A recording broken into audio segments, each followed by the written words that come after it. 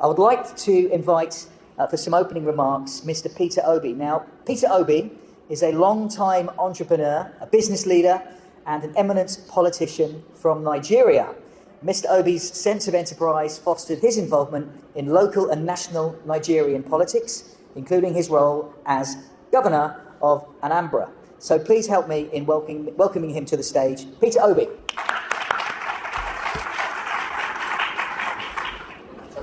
You're going to see if you'll speak to your word. Well, I thought we were all panelists, but let me start by most sincerely thanking Prime Minister Hassania and the good people of Bangladesh for hosting us, and Lord Moreland and his team for organizing this workshop. We're here to discuss SMEs. And all of us know that SMEs, like it's been mentioned by the presenter, today is the engine of growth in most countries of the world. Not just developing countries, but developed countries of the world.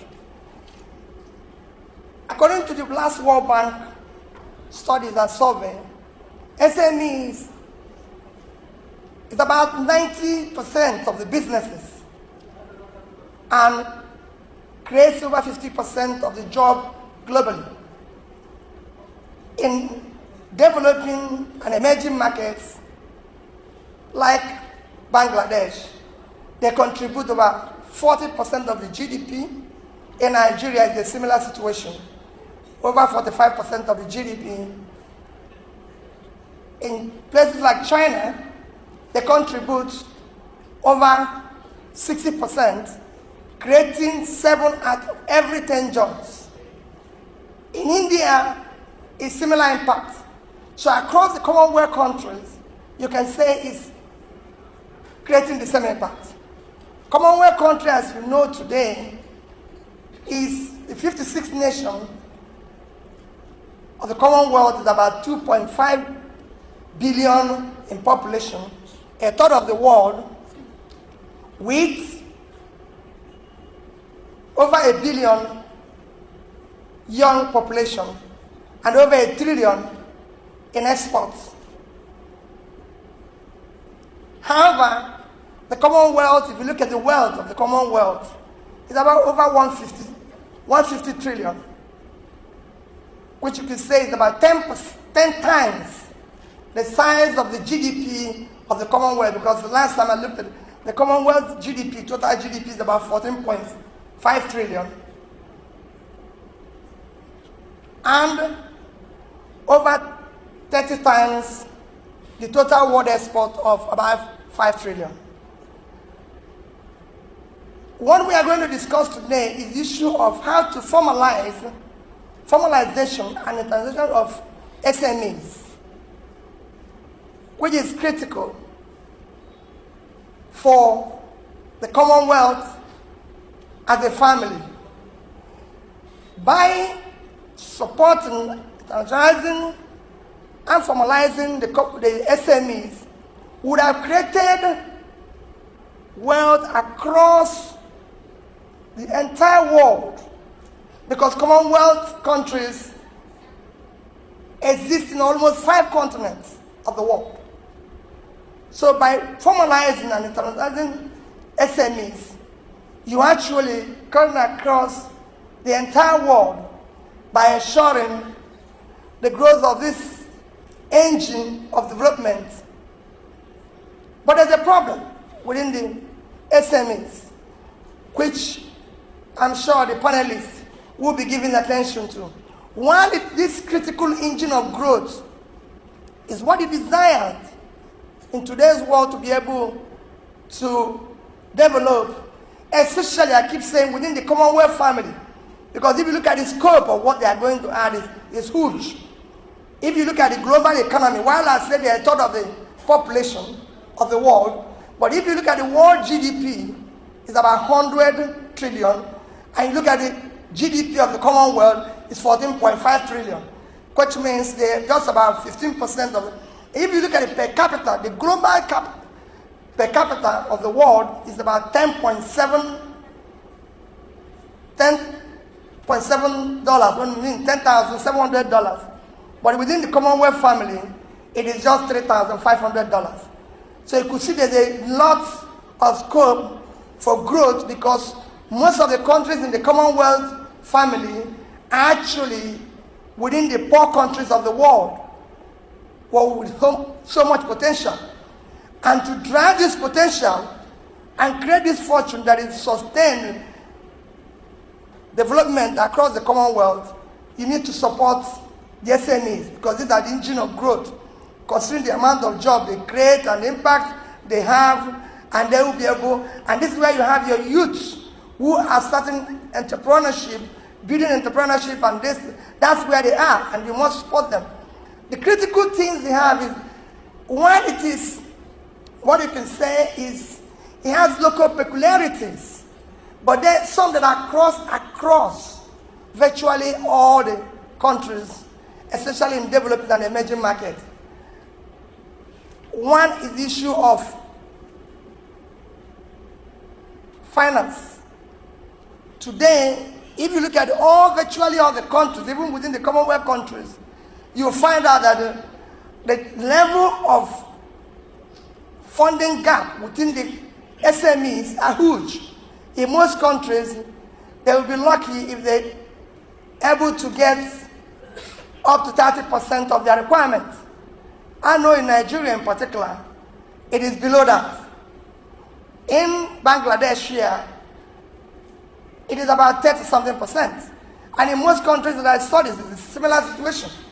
So the funding gap is huge, because banks and lending institutions prefer to lend to the corporates rather than lend to this engine of growth, because of, again, it has to do with issues of formalization, issues of internationalization, and other things that are associated with it. So lending to them is difficult, and they avoid it. Two is the issue of taxation. You have all sorts of local taxations that are applied to them, and everything. The regulatory environment is hostile to them. I always use Nigeria as an example.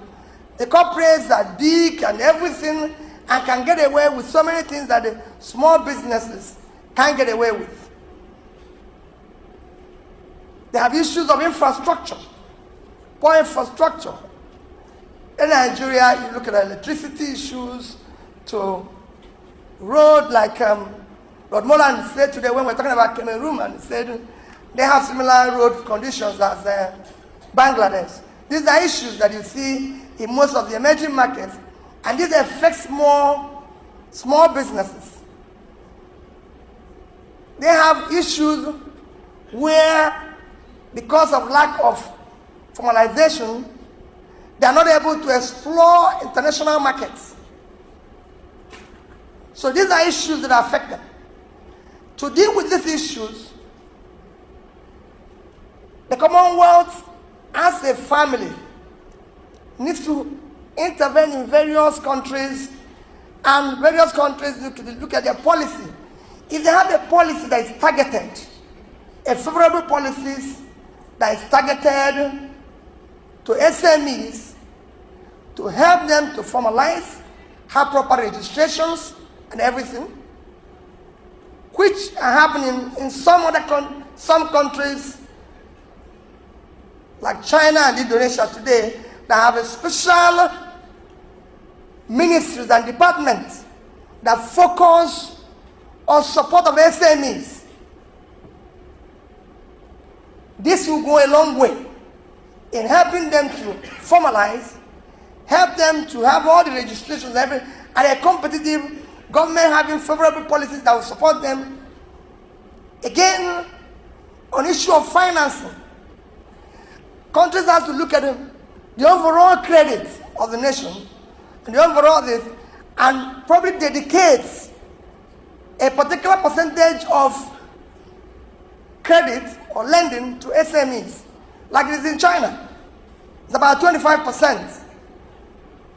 And a similar situation in Indonesia. I must say that credits to SMEs in Bangladesh have been quite impressive, though not what it should be. But in other countries, like in Nigeria and Africa, they need to do more. There needs to be a dedicated percentage of the overall country credit lending that should go to SMEs, being that this is the engine in which those countries can grow and be able to build sustainable development and improve the economy. You need to have a situation where not just policies, there should be a clear physical support where government are supporting businesses and monetary support, like it's happened in China and Indonesia and other places. With these favorable policies and everything, we'll be able to start turning around the economies within the Commonwealth families. Like I said before, there's opportunity for growth within the Commonwealth family. If you have a situation where you have support, clear support within the SMEs, and they're giving the support for international within this family, you could easily double the exports. You could easily double the intertrade within this huge family, which cuts across 5 continents. And with that, increase the overall well-being. I showed you the gap that while the average per capita is 10,700, they are 3,500. So imagine today if you double that per capita. Imagine today if you double that their GDP. Because if they are a third of the population of the world, their GDP should also be a third of the world, not 15%. So there's quite a gap that you can close if you get it right by favorable support within the Commonwealth family. And this is something that is achievable. Thank you for listening. Yes, oh, yes, oh, yes, oh, yes, oh. You can feel it, you can feel it. When you see someone that is presidential in every form. You don't need an oracle to tell you. P2B, in fact, he stands in the gap of that good leader that we are looking for. It's P2B that is standing in that gap to provide us with quality leadership that we need in this country. We cannot continue like this. Our leaders, they have messed up the system. They've messed up everything. This man said he is going to bring civility and order in the Nigerian politics.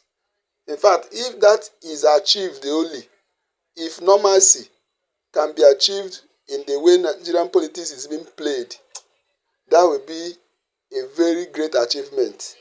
So there's no achievement that will be greater than that, than to bring civility and order. Because in Nigeria here, there's no orderliness.